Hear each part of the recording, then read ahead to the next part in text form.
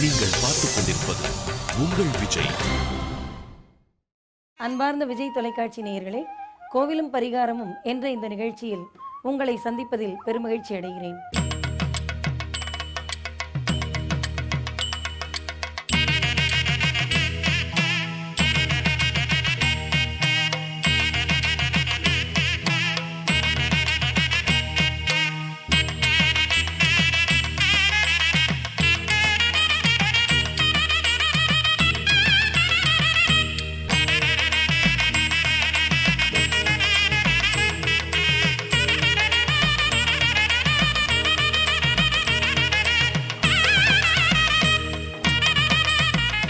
இன்று நாம் காண இருக்கும் திருக்கோவில் இளையாத்தங்குடி ஆதிகேசவ பெருமாள் திருக்கோவில். இந்த கோவிலுக்கு குலசேகரபுரம் என்ற ஒரு பெயர் உண்டு.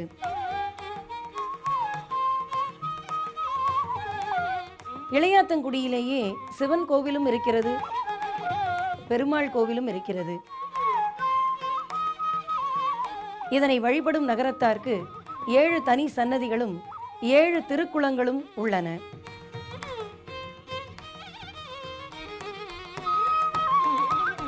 இந்த கோவிலுக்கு மேலும் பல சிறப்புகள் உண்டு. முக்கியமான சிறப்பு என்ன தெரியுமா? மானுடராய் பிறந்தவர்கள் அரி வேறு சிவன் வேறு என்று எண்ணி இருக்கிறோம். ஆனால் அரியும் சிவனும் ஒன்று என்பதை இந்த இளையாத்தங்குடி ஆதிகேசவ பெருமாள் கோவில் நமக்கு எடுத்து காட்டிக் கொண்டிருக்கிறது. இங்கே ஆதிகேசவ பெருமாள் ஸ்ரீதேவி பூதேவி 2 தேவியருடன் மிகவும் அழகாக காட்சியளிக்கிறார். இவை மட்டுமா? அர்த்த மண்டபம், மகா மண்டபம், கருட மண்டபம், கொடிமரம் ஆகியவை இந்த கோவிலுக்கே உரிய தனிச்சிறப்புகளாக இருக்கின்றன. இந்த கோவிலிலே இருக்கின்ற தாயாரின் பெயர் என்ன? பரிமளவல்லி தாயார். மிகவும் அழகிய வடிவுடைய இந்த தாயார் என்றெல்லாம் பார்த்து கொண்டே இருக்கலாம் போல் அவ்வளவு அழகாக காட்சி தருகிறார். 12 ஆழ்வார்களில் ஒருவராக நாம் கூறுகின்ற சூடிக் கொடுத்த சுடர்கொடி ஆண்டாள் நாச்சியாருக்கு இந்த கோவிலிலே ஒரு தனி சன்னதி இருக்கிறது.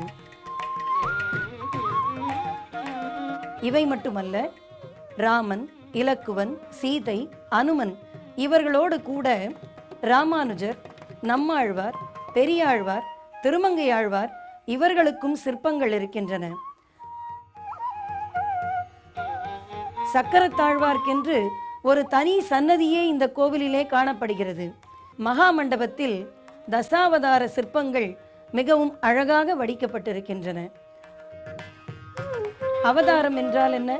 அவதாரம், இறைவன் இறங்கி வருதல், இறைவன் எளிவந்த தன்மையனாக இறங்கி வருதல். வாழ்க்கைக்கு இறைவன் வழிகாட்டினால் மட்டும் போதாது, அவனே வாழ்ந்து காட்டினால் தானே நாம் ஒத்துக்கொள்ளுவோம். அதற்காக இறைவன் இறங்கி வந்து மானுட உருவிலே நம்முடனே கூட நம்மிலே ஒருவராக வாழ்ந்து இந்த உலக துன்பங்களையெல்லாம் அனுபவித்து நமக்கு வாழ்ந்து காட்டியிருக்கிறார் என்பதுதான் இந்த அவதாரம் என்ற சொல் குறிக்கிறது. இதைத்தான் ஆழ்வார் கூட இந்த மண்ணிலே பிறந்து பல துன்பங்கள் கடந்து என்ற ஒரு தொடர் மூலமாக குறிக்கிறார். தசாவதார சிற்பங்களை பாருங்கள். மச்சாவதாரம், கூர்மாவதாரம், வராகவதாரம், நரசிம்மவதாரம், வாமனாவதாரம், பரசுராம அவதாரம், ராமவதாரம், பலராமர், கிருஷ்ணர், கல்கி என்று 10 அவதாரங்களும் மிகவும் அழகாக சித்தரிக்கப்பட்டிருக்கின்றன.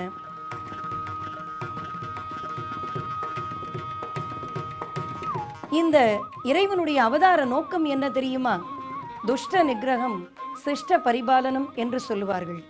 தீமை எங்கெல்லாம் தலை தூக்குகிறதோ அங்கெல்லாம் இறைவன் மானுட வடிவில் வந்து துஷ்டர்களை, அதாவது கெடுதல் செய்பவர்களை அழித்து நல்லவர்களை காப்பாற்றுகிறான். அதுதான் அறந்தலை நிறுத்தல் என்று கம்பராமாயணத்தில் கூட சொல்லப்பட்டிருக்கிறது. இந்த கோவிலிலே மிகவும் அழகானதொரு ஆண்டாள் சன்னதியை பார்க்கலாம். ஆண்டாள் யார்? எத்தகைய பெருமையுடையவர்! சூடிக் கொடுத்த சுடர்கொடி. அதோடு மட்டுமல்ல, அவர் நிலத்தை உழுகின்ற போது கிடைத்த நிலவு மங்கை. அப்படிப்பட்ட மங்கை, என்னுடைய அழகு இந்த பூலோகத்தில் பிறந்தவர்களுக்கு அல்ல, என்னுடைய அழகு முழுவதும் என்னை ஆட்கொண்ட இறைவனுக்கே என்று சொல்லுகிறார்.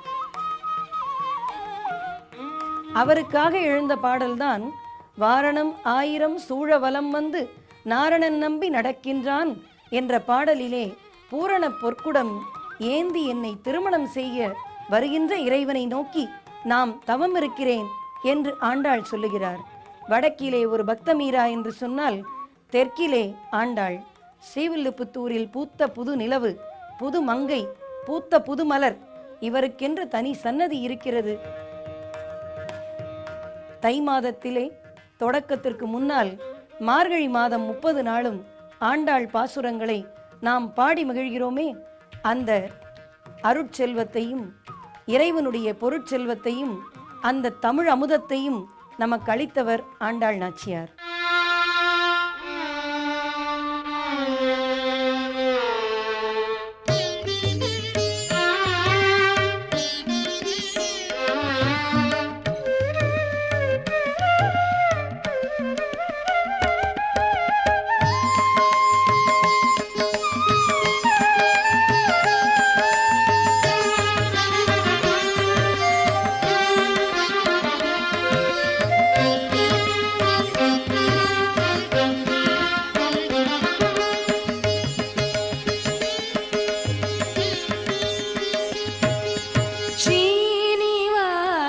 திருவேங்கடமுடையாய் ஸ்ரீனிவாச திருவேங்கடமுடையாய் ஜய கோவிந்த முகுந்தா ஸ்ரீனிவாச திருவேங்கடமுடையாய் ஜய கோவிந்த முகுந்தானந்த ஸ்ரீனிவாச திருவேங்கடமுடையாய் ஜய கோவிந்த முகுந்தானந்த ஸ்ரீனிவாச திருவேங்கடமுடையாய்.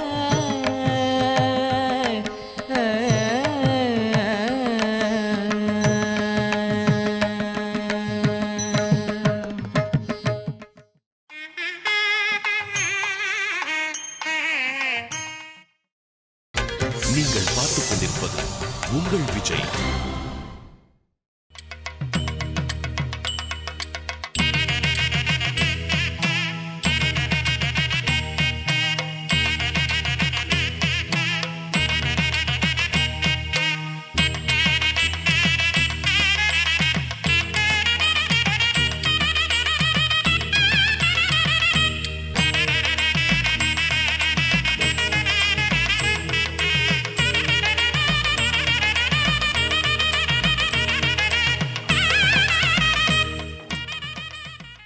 இந்த கோவிலினுடைய அமைப்பு எங்கே இருக்கிறது தெரியுமா?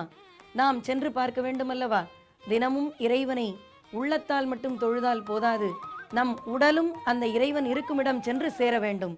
அதற்காக நாம் போக வேண்டும் என்றால் காரைக்குடியிலிருந்து 15 கிலோமீட்டர் தொலைவில் இந்த இளையாத்தங்குடி ஆதிகேசவ பெருமாள் கோவில் அமைந்திருக்கின்றது. கோவிலை பார்த்தோம், இட அமைப்பை பார்த்தோம். முக்கியமான ஒன்றை நாம் அறிய வேண்டுவது அவசியமல்லவா? அதுதான் பரிகாரம். பரிகாரம் இருந்தால் வாழ்விலே நம் எல்லோருக்கும் தெளிவு கிடைக்கும், ஞானம் பிறக்கும், முக்தி கிடைக்கும், மனம் மகிழ்ச்சி உண்டாகும். சரி, இந்த கோவிலுக்கென்று எத்தனை பரிகாரங்கள் இருக்கின்றன? ஒவ்வொரு இறைவனுடைய சன்னதியிலும் சிற்பத்தை வணங்குதலிலும் நமக்கு பரிகாரம் கைகூடி வருகின்றது. எப்படி தெரியுமா? இந்த கோவிலிலே இருக்கின்ற சக்கரத்தாழ்வாரை நீங்கள் வணங்கினீர்கள் என்று சொன்னால் உங்களுடைய பகை காணாமல் போய்விடும். நாம் பகைவர்களை நினைத்து நினைத்து தினம் மனம் வாடி கொண்டிருக்கின்றோம் அல்லவா? அந்த மனவாட்டம் நம்மை விட்டு போய்விடும். அதே போல பரிமளவல்லி தாயாரை பாருங்கள். அந்த தாயாரை நீங்கள் வணங்கினீர்கள் என்று சொன்னால் பதமான வாழ்வு அமையும். ஆண்டாள் நாச்சியாரை வணங்குங்கள், தமிழ் வளம் பெருகும். உங்களுக்கு கவித்திறன் இருக்கிறதா? எழுதுகின்ற ஆற்றல் இருக்கிறதா? தமிழ் மொழியிலே புலமை அதிகமாக இருக்கிறதா? அதை மேலும் நீங்கள் வளர்த்து கொள்ள வேண்டும் என்று சொன்னால் இங்கே இருக்கின்ற ஆண்டாள் சன்னதிக்கு வாருங்கள். தினமும் அவளை நேசித்து தொழுங்கள். அப்பொழுது உங்களுக்கு தமிழ் மணம் கைகூடும். இவை மட்டுமல்ல, இந்த கோவிலிலே இருக்கின்ற தசாவதாரத்தை வணங்கினீர்கள் என்று சொன்னால் வாழ்க்கைக்கு ஒரு நல்ல வழிகாட்டுதல் கிடைக்கும். நமக்கு இன்றைய உலகத்தில் நாம் ஒவ்வொருவரும் பார்க்கின்ற, நாம் அனுபவிக்கின்ற துன்பம் என்னவென்றால், எப்படி வாழ்வது, எதை எப்படி கொண்டு செல்வது என்று திசை தெரியாமல் திண்டாடி கொண்டிருக்கின்றோம். அந்த நேரத்தில் வழிகாட்டுதல் என்பது நமக்கு மிகவும் தேவையான ஒன்று. இந்த கோவிலிலே இருக்கின்ற தசாவதார சிற்பங்கள் உங்கள் வாழ்க்கைக்கு ஏற்ற வழியை காட்டுகின்றன. ஆதிகேசவ பெருமாளை பாருங்கள். ஸ்ரீதேவி பூதேவி இருவருடன் காட்சியளிக்கிறார் அல்லவா? அவரை நீங்கள் வணங்கினீர்கள் என்று சொன்னால் வாழ்க்கையில் அஷ்ட ஐஸ்வர்யங்களும் உங்களை நாடி வந்து சேரும். சரி, இத்தனையும் இருந்தாலும் நம் வீடுகளிலெல்லாம் நாம் வைத்து வழிபடக்கூடிய ஒரு மிகப்பெரிய புகைப்படத்தை நீங்கள் பார்த்திருப்பீர்கள். ராமர், சீதை, இலக்குவன், அனுமன் இவரை வைத்து நீங்கள் வழிபடுகிறீர்கள் அல்லவா? அதே போல ராமனை நினைத்து நீங்கள் வழிபட்டீர்கள் என்று சொன்னால் உலகத்திலே இருக்கின்ற துன்பங்களிலிருந்து உங்களுக்கு மோட்சம் கிடைக்கும், விடுதலை கிடைக்கும். இதைத்தான் கவி சக்கரவர்த்தி கம்பர் கூட தன்னுடைய பாடலிலே ராமனை வழிபடுவோருக்கு என்ன என்ன பலன் கிடைக்கும் என்பதை வரிசையாக பட்டியலிட்டு சொல்லுகிறார். என்ன தெரியுமா? நாடிய பொருள் கைகூடும். நீங்கள் மனதிலே என்ன நினைக்கிறீர்களோ, எண்ணிய முடிதல் வேண்டும், நல்லவே எண்ணல் வேண்டும் என்று பாரதியார் சொன்னதைப் போல நீங்கள் எண்ணியது நடக்கும். நாடிய பொருள் கைகூடும், ஞானமும் புகழும் உண்டாகும். ஒரு மனிதனுக்கு வாழ்க்கையில் பொருள் இருந்தால் மட்டும் போதாது, ஞானம் வேண்டும். எதையுமே பக்குவமாக எடுத்துக்கொள்ள வேண்டும். போதுமென்ற மனம் வேண்டும், அந்த ஞானம் வேண்டும், பக்குவம் வேண்டும். சரி, ஞானம் இருக்கிறது, பொருள் இருக்கிறது, இவை மட்டும் போதுமா?